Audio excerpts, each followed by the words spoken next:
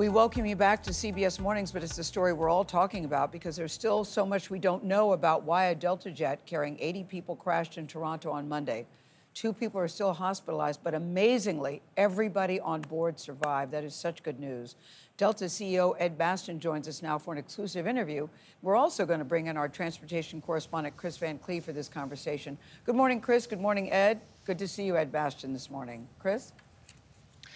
Ed, can you talk to us? Good morning, Chris. Good morning, Gail. Yeah. Ed, I know there's an investigation here, so there's some things you can't tell us, but have you been able to learn anything about this accident that may help people understand what went so wrong here? Well, before I get to your question, Chris, I want to express my deep appreciation and thanks for the crew on board the plane. Our Endeavor crew performed heroically, but also as expected. This is what we train for. We train for this continuously.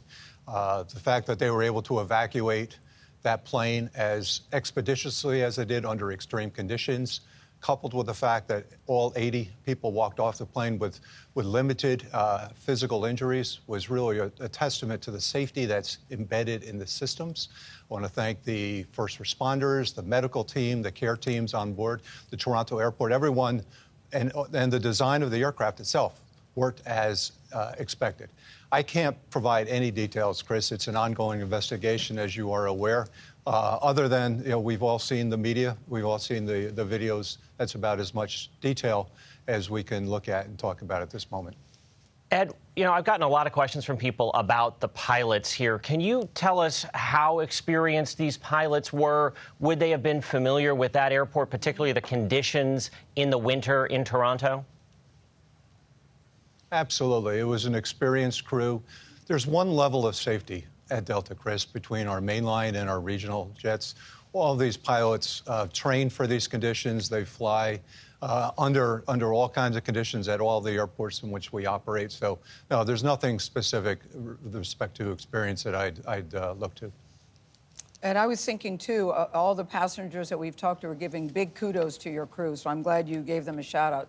The flight attendants, they said, remained calm under all the circumstances. But I just can't stop looking at this video. I'm sure you are, too. And I'm wondering, when you first saw it, number one, Ed, I didn't even know a plane could flip over like that, number one.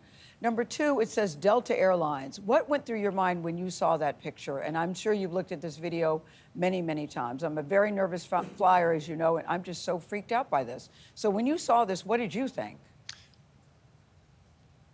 Well, it's horrifying. When you look at the video, you can imagine, when I received the text minutes after it happened, hearing that there was a regional jet upside down on an active runway with 80 people on board, how I felt without knowing yet what was transpiring.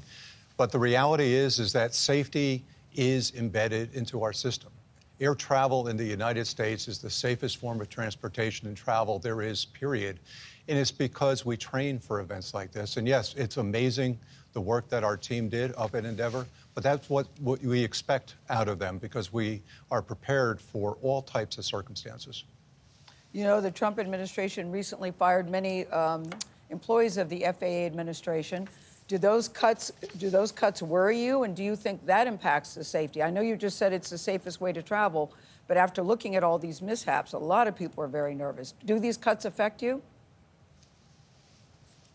The cuts do not affect us, Gail. I've been in close communication with the Secretary of Transportation.